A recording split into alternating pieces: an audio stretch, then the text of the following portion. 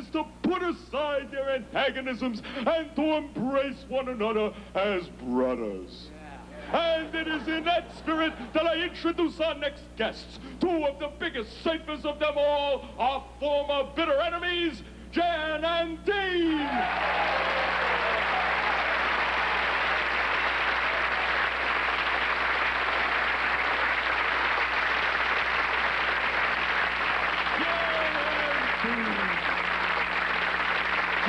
Dean, I want to thank you for coming on our show tonight.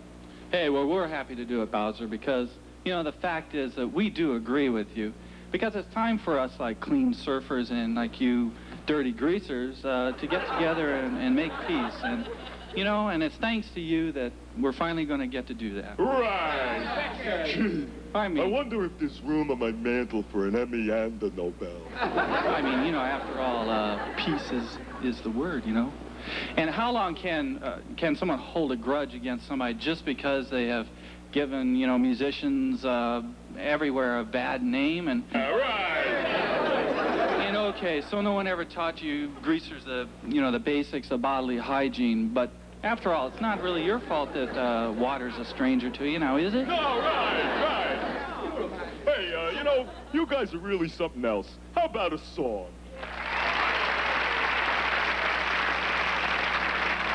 I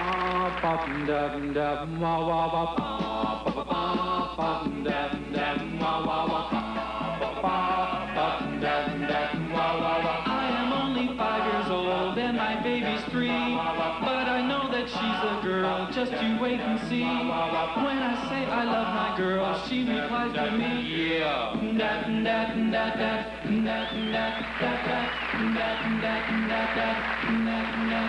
means to say she loves me. And the baby talk to say she loves me. She cannot speak very well, everybody knows, but to me she sure looks swell in her baby clothes. I asked her if her love is true, and she only goes, yeah.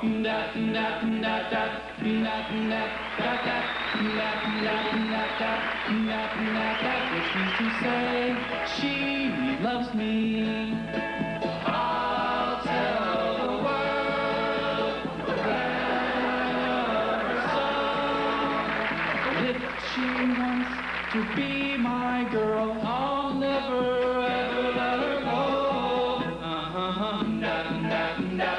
She will say to me when I kiss her on the cheek, oh so tenderly, although I'm only 5 years old, she is only 3. I really love my baby, love my baby,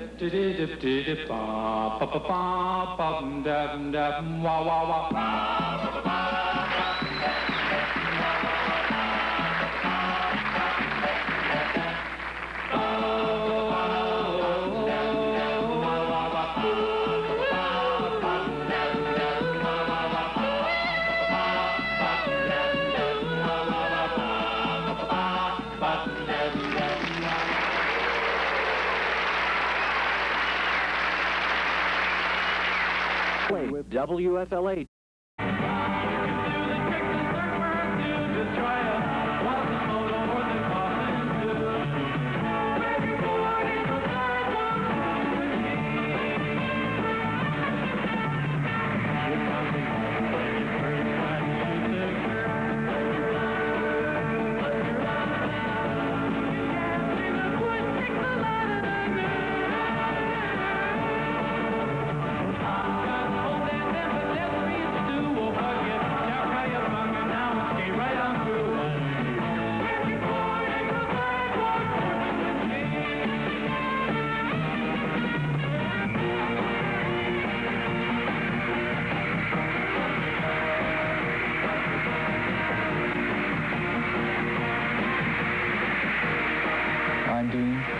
Seems like an awful long time ago, like the late 50s.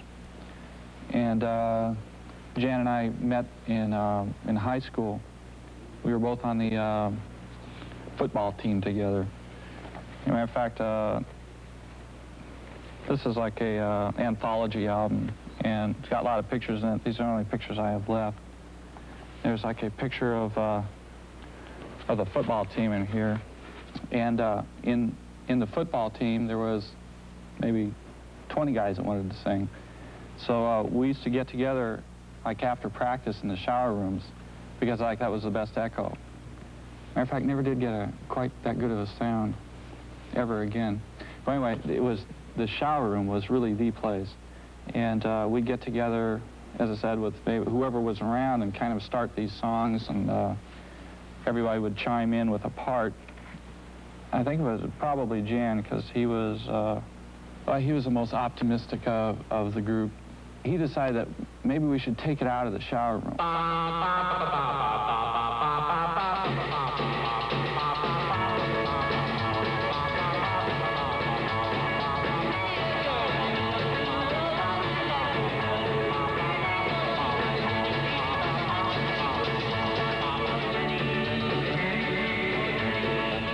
One of the guys in the group was really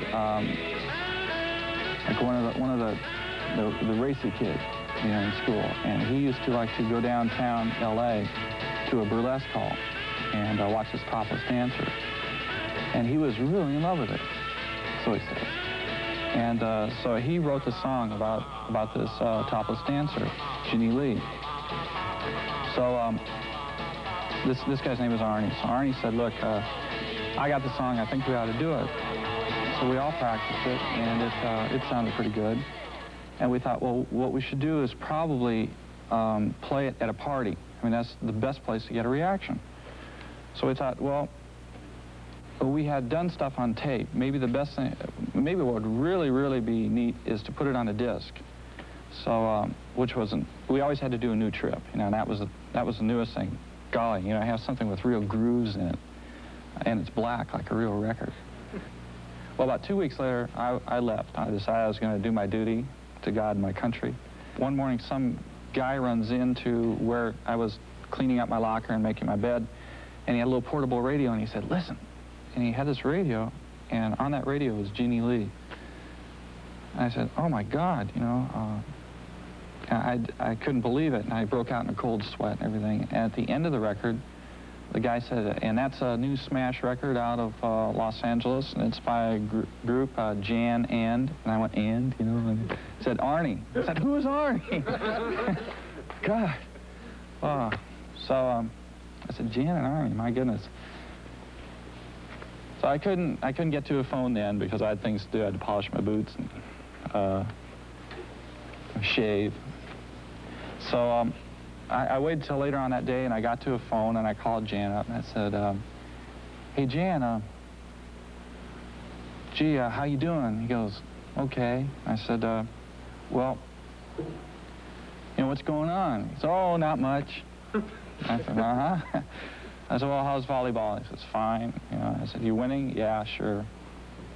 So I said, "Well, look, Jan, I overheard a radio this morning, and there seemed to be a record right on the airwaves, and it sure sounded a lot like me and you, and it was Ginny Lee, you know, that song that we worked on." He said, "Oh, that's what oh, yeah. All right, sure, we got a hit record out." I said, "Oh." I said, "Well, how come, you know, how come it's not Jan and Dean or the Barons, as we're really known as at that time?" He said, "Well, look, I called you, and your mom said, you know, that you were really busy." And so we decided we'll just carry on until you get back. I said, "Oh, okay. Well, good luck with it." And I hung up, and quite honestly, that's kind of where I thought it would all end. I thought I'd blown it, and maybe I could re-up in the Army and have a better career than they did. But I was only in for 6 months, and 4 months later I was out, and Arnie had already gotten tired of being a rock and roll star. He wanted to go back to surfing. 2 girls for every boy. I've got a 34 wagon, and we call it a Woody. Surf City, here we come. You know it's not very cherry, it's an oldie but a goodie. Surf City, here we come. Well, it ain't got a backseat or a rear window, but it still gets me where I wanna go. I'm on Surf City 'cause it's to the 1966, Jan was involved in a automobile accident and sustained a lot of brain damage. So that kind of really ended our career, at least traditionally speaking, and musically speaking. So that's really where it ended for us. But what has happened in the last couple of years is that the music has been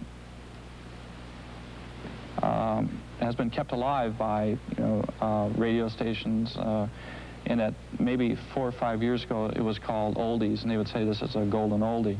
But in the last couple of years now, they just play it as a part of the playlist, and they don't really say it's old, because there's a new audience. The new audience really doesn't know that it's old music, and people are really enjoying it. So there's really a rebirth of Californian surf music, which is, is really, really fun for me. I've really gotten a kick out of it.